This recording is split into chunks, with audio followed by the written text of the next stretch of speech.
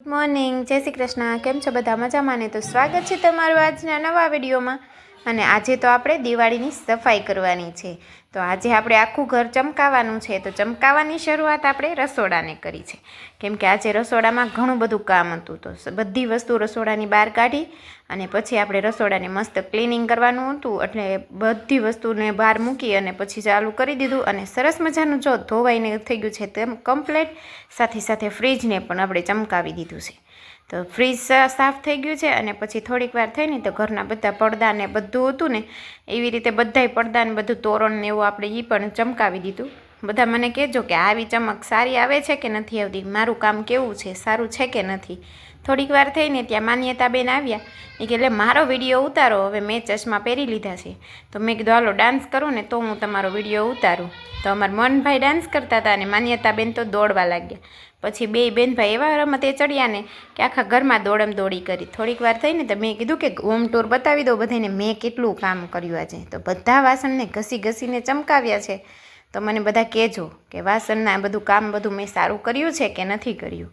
પછી શું આ અમારા રૂમનું બધું હતું કે એ બધી વસ્તુ આપણે સાફ કરી છે.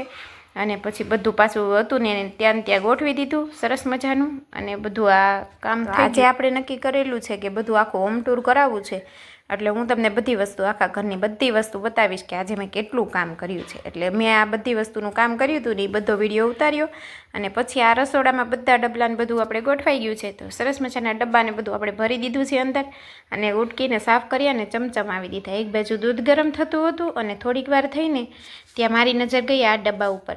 તો મેં કીધું કે આ ડબ્બાનો તો વિડીયો લેવાનો રહી જ ગયો. તો સાથે સાથે એનો પણ વિડીયો લીધો અને બીજા રૂમનો પણ વિડીયો લીધો. તો આજે મેં આખા દિવસમાં માત્ર દિવાળીનું જ કામ કર્યું છે.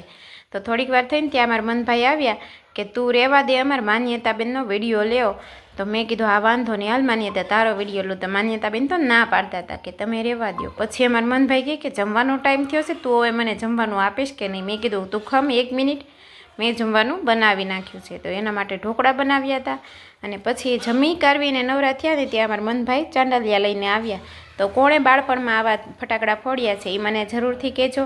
અને આપણે ચાંડાલિયા ફોડ્યા અને મનભાઈને પણ ફોડવાનું શીખવાડ્યું. તો મોર મિની લોક જોવા માટે લાઈક, શેર અને સબસ્ક્રાઈબ.